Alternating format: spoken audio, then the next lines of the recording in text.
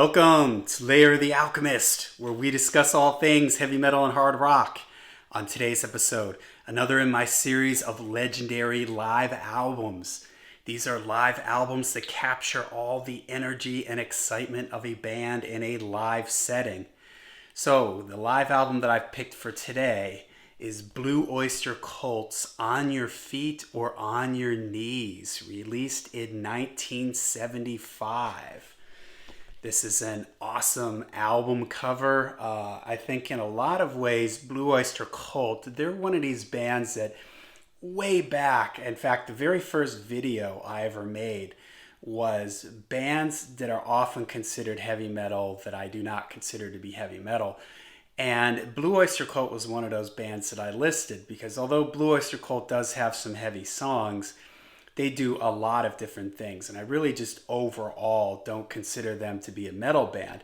But I get why they often get called metal because their most popular songs are some of their heavier songs like Godzilla and Don't Fear the Reaper. But also a lot of the imagery and album covers that they had. And this is a perfect example of it. This is just an awesome album cover. I've always been a big fan of pictures, but that have atmosphere to them. And this has sort of the ominous sky in the background here, the hearse with the BOC symbol here, the church, and just the way the whole picture is taken is really cool. It gives it a real kind of creepy vibe to it. And the lettering on the band name up here, it's very metal. So, I think things like this album cover, Agents of Fortune, Fire of Unknown Origin, Cultosaurus Erectus, their album cover sort of added to the legend of Blue Oyster Cult, if you will, and sort of gave them a reputation, for being sort of this mysterious, heavy, mysterious, unknown type band. You didn't really know what was going on a lot of times with some of their covers and stuff. The inside is pretty cool there, and I always like the back here, the hands looking at the inside of the book. So I haven't done a legendary live album video in a while, but in my older videos, I always mention that a live album can really serve a couple of important purposes for a band. And this album checks off two of those main boxes. Often a live album placed at the right time can be a real sort of bookend to a chapter in a band's career, in their discography. And this album does that very well. It comes after their first three studio albums. The albums most often referred to as the black and white era albums. And this live album would sort of take all the best songs or most of the best songs from those first three black and white era albums. And another thing, and then after this album, then Blue Oyster Cult would sort of start moving in a slightly different direction with different production and just they were always a band trying different things, but after this album, they would start to move in a different direction compared to where they were on the first three albums. I would say the first three Blue Oyster Cult albums are probably the most consistent sounding across their whole catalog because, again, they were a band that really sort of moved around a lot. Maybe, across the 70s and the 80s era albums, I'd say the last couple BOC albums have had a pretty consistent sound to them. But so this album is a nice bookend to the first three albums in their discography. The other thing a really good live album can do is it can interject some energy, more energy into studio recordings. I think a perfect example of that would be, and one I'm definitely going to do a video on, is Kiss Alive 1. And this album is the same way. I personally like the production on the first three Blue Oyster Cult records. Some people don't care for them. They're a little bit claustrophobic and sort of cloudy, and I don't want to say lo-fi, but they're kind of mid-rangey, little bassy. One might interpret it as muddy. They're definitely not like super hi-fi mixes or anything on the first three BOC albums. Personally, I like it, and I think it adds to the atmosphere of those records. But here on Your Feet and On Your Knees, those songs take on kind of a new life. They're brightened up a little bit. They're sped up a little bit. They're just given a little bit more energy and fire to them, whereas maybe in the studio they played it a little bit safer. Here they're playing with a little bit more reckless abandon here, and you can sort of feel the energy overflowing. And some songs get really different treatments on here, like Seven Screaming Diz Busters, which is a great song title. They really go off on that one, and there's all kinds of great guitar work going on from Buck Dharma. This features the classic lineup of the band: Eric Bloom, Buck Dharma, Eric on vocals and rhythm guitar, stun guitar as it's listed. The Bouchard brothers, Albert on drums and Joe on bass, and Alan Lanier on keyboards. So Seven Screaming Dizbusters, they really stretch out, and there's a lot of jamming and kind of interplay between the instruments. There's even sort of like this storytelling thing with Eric in the middle talking about talking with Lucifer or Lou as he calls him. So just really cool. Also, something live albums can do, and they especially did this in the '70s, where sometimes there'd be songs on them that were not on the studio records.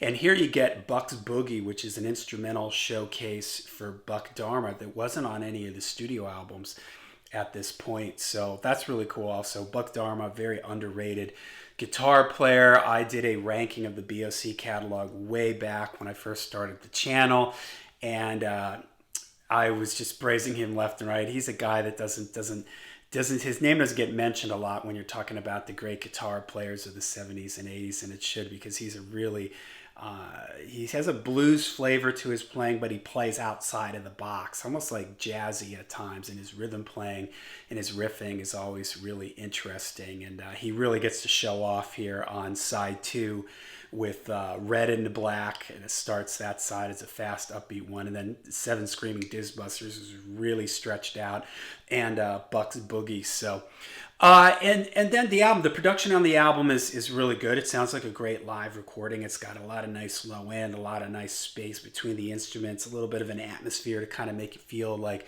you're in the audience there. It's produced by Murray Krugman and Sandy Pearlman, who are kind of the manager lyricists of the band. They took on a pretty active role in the band, really sort of steering the direction of the band in a lot of ways. And it pretty much grabs all the big ones from the first 3 albums, if you will. I mean, there's always ones that everybody wishes that could be on, a live album, but you can only fit so many songs on there, and this is already a double live album, classic, 70s thing, the double live album. And for a lot of bands, and it was the same thing here for BOC, this really sort of elevated their career. This was a big selling record for them. It did really well for them and sort of helped to launch them into that next stage of their career. And that was something that could really happen in the '70s. A live album could really take a band to another level. I mentioned Kiss Alive already, Cheap Trick, Budokan, Frampton Comes Alive, UFO, Strangers in the Night, Thin Lizzy, Live and Dangerous. I mean, these were all records that when they came out, they really took the band to another level and were really big sellers. And On Your Feet or On Your Knees did that here for Blue Oyster Cult. The album starts off with two of my favorites from this early era of the band, Subhuman and Harvester of Eyes. I always thought it was a little strange that Harvester of Eyes starts and you can hear the PA. It's the second song on the album, and you hear the PA announcer come over and are you ready? On your feet or on your knees, Blue Oyster Cult. It's like, why didn't they put that as the first song on the record, the guy announcing them and then the band coming out? So it's just, I don't know if that's the way they truly did that live. Maybe they did start with Subhuman and then Harvester of Eyes, and that guy made the announcement like that. But I don't know. It always just felt a little strange to me. Hot Rails to Hell, hard rockin', kind of rocker jamming one. Side 3, then came The Last Days of May. That's a great one, kind of a storytelling one. Great guitar playing from Buck. Cities on Flame with rock and roll. Great riff there. The story goes that the record label kind of wanted their own version of the American version of Black Sabbath. I think this is another reason why BOC often gets labeled as a heavy metal band, because early on the press for them was that they were the American Black Sabbath, and a lot of the imagery that they used in the press and stuff sort of gave them this dark image and stuff like that. And at the time, I forgot to bring these over here. Hold on. You can see on the inner sleeves here the pictures of the band live. They were really known for their stage show with the lasers and the smoke and everything. So, yeah, so Cities on Flame with Rock and Roll. That's one that you can definitely hear they listen to Black, and they admit it. They listen to The Wizard by Black Sabbath, and they came up with that main riff, and it's an awesome one and super heavy. ME 262, another fast updriving one. Side 4, this is maybe my only complaint with the record. I'm not a big fan of bands doing cover songs, and especially in a live setting, but back in this era, this was very common for bands to throw in a couple cover songs, and they do I Ain't Got You and Born to Be Wild, and I am not a fan of this song, Born to Be Wild, when anybody does it. I don't like Steppenwolf's version. I don't like that song. It's just, I've heard it so many times. I've played it in so many garage bands and stuff. So I kind of wish that they had just thrown in two or three more studio tracks from those first 3 live records. But I guess it's fun, and it's kind of a fun way. And it was something that would sort of be a tradition for Blue Oyster Cult, where they would take cover songs and usually end their shows with them. All right, so there you go. A legendary live album, a classic double vinyl live album from the 70s, Blue Oyster Cult, On Your Feet, On Your Knees. A nice bookmark for the black and white era of the band, and then the band would go on to just become even more and more popular after this with Fire of Unknown Origin and Agents of Fortune and Don't Fear the Reaper, and their biggest hits were really yet to come. So, all right, so let me know what you guys think of On Your Feet, On Your Knees. Let me know in the comments down below. Make sure you hit like and subscribe, and remember, until we see you again, make sure you stay heavy, stay metal.